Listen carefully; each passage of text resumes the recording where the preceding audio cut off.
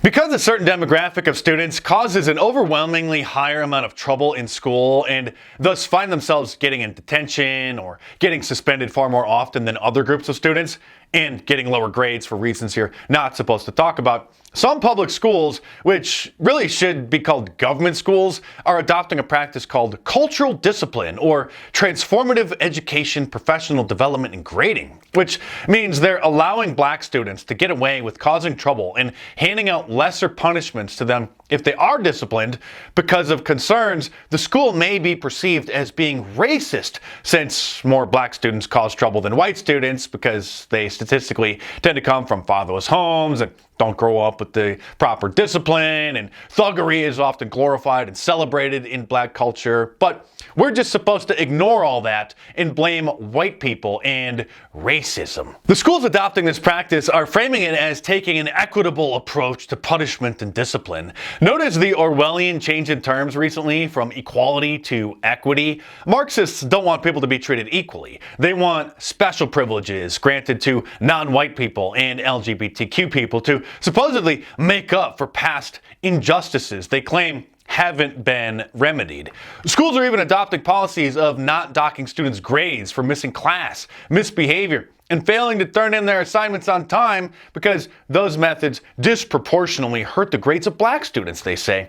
Not issuing detentions and suspensions to black students who deserve them and letting their bad behavior go unpunished is rationalized by the same ridiculous argument we see from people who claim there must be systemic racism in police departments across the country because black people are arrested for committing violent crime at levels nearly 10 times that of white people per capita.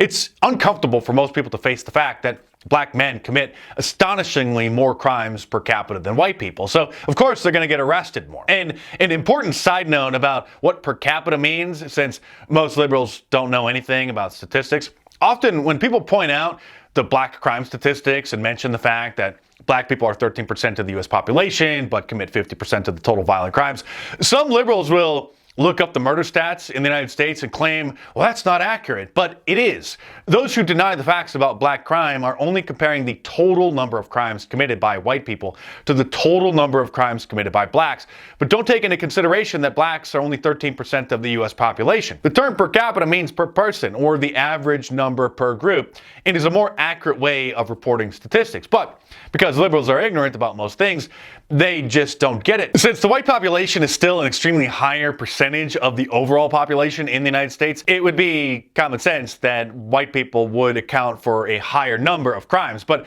we're talking about percentages per group here, and the uncomfortable reality is that black people make up only 13% of the US population, but commit half of all violent crime as a whole. And the vast majority of those perpetrators are black males. So if you really want to get down to specifics, 6.5% of the US population, since half of the total black population are males, and they're the ones who commit virtually all of the crimes compared to females out of the group.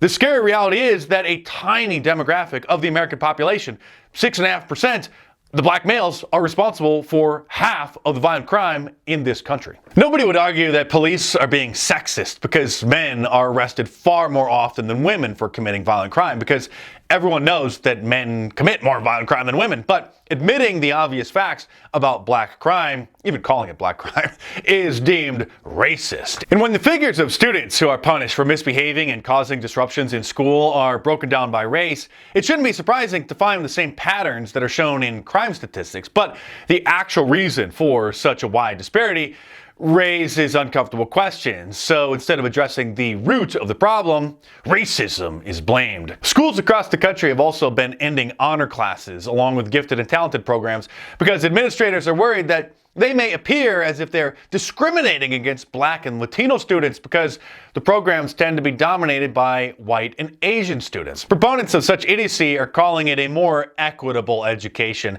the social justice buzzword meaning there are too many white students in the programs. In San Diego, the entire school district changed the grading system because Hispanic students' grades were, on average, significantly lower than white students because of the language barrier, since many of them are illegal aliens or anchor babies born and raised by Mexican parents who speak little to no English themselves. Before the change, 23% of D or F grades went to Hispanics. Another 23% went to Native Americans. and 20% to blacks, while only 7% went to white students. In hopes of making grades more equitable, the district stopped docking students' grades for assignments that are turned in late. So now there are basically no deadlines for homework, which will just further incentivize students not to schedule their time properly to do it. And they'll just keep watching TikTok videos or playing video games all night instead. A Minnesota school district announced that they were no longer going to be giving students Fs to combat systemic racism, and homework doesn't get marked down if it's turned in late anymore there too, and students' grades are no longer affected by tardiness or detentions for bad behavior either. Standardized tests have been deemed racist as well. The National Education Association says since their inception almost a century ago, the tests have been instruments of racism and a biased system. Decades of what they claim to be research demonstrate that Black, Latinx, and Native students, as well as students from some Asian groups, experience bias from standardized tests administered from early childhood through college. Of course, the whole point of a standardized test is that all students take the same test. But now the Marxists want affirmative action style tests, so Black and Hispanic students can get different questions, easier questions, in order to artificially boost their test scores. Race hustler Ibram X. Kendi, who heads up the laughable Anti-Racist Research and Policy Center at Boston University, says that there's nothing wrong with the kids, there's something wrong with the tests. Standardized tests, he says, have become the most effective racist weapon ever devised to objectively degrade Black and brown minds and legally exclude their bodies from prestigious schools. During the 2020 election cycle, at a town hall event, Joe Biden was asked by a lunatic in the audience if he would promise to put an end to racist standardized tests. And instead of laughing and having the woman committed to a mental institution, he responded like this. My name is Denisha Jones, and I'm the director of the Art of Teaching program at Sarah Lawrence College in New York. Given that standardized testing is rooted in a history of racism and eugenics, if you are elected president, will you commit to ending the use of standardized testing in public schools? Yes. As one of my friends and Black pastors, I spent a lot of time, Reverend Harry would say, you're preaching to the choir, kid, okay?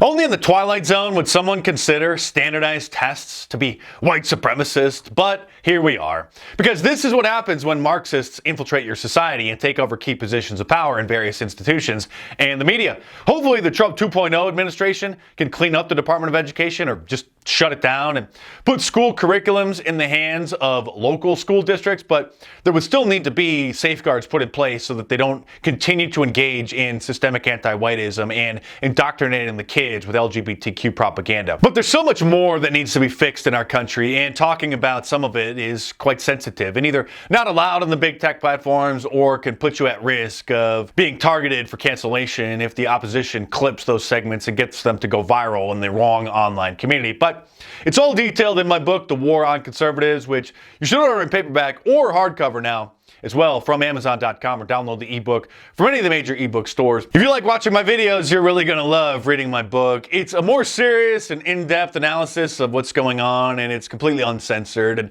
I don't say that because I'm using incendiary language or trying to be offensive. It's just that there are still topics that are completely taboo in conservative politics. And while we have moved the Overton window quite a bit in recent years, and we're seeing pushback against the systemic anti-whiteism and the LGBTQ extremists, mainstream talk show hosts, pundits, and politicians will only go so far.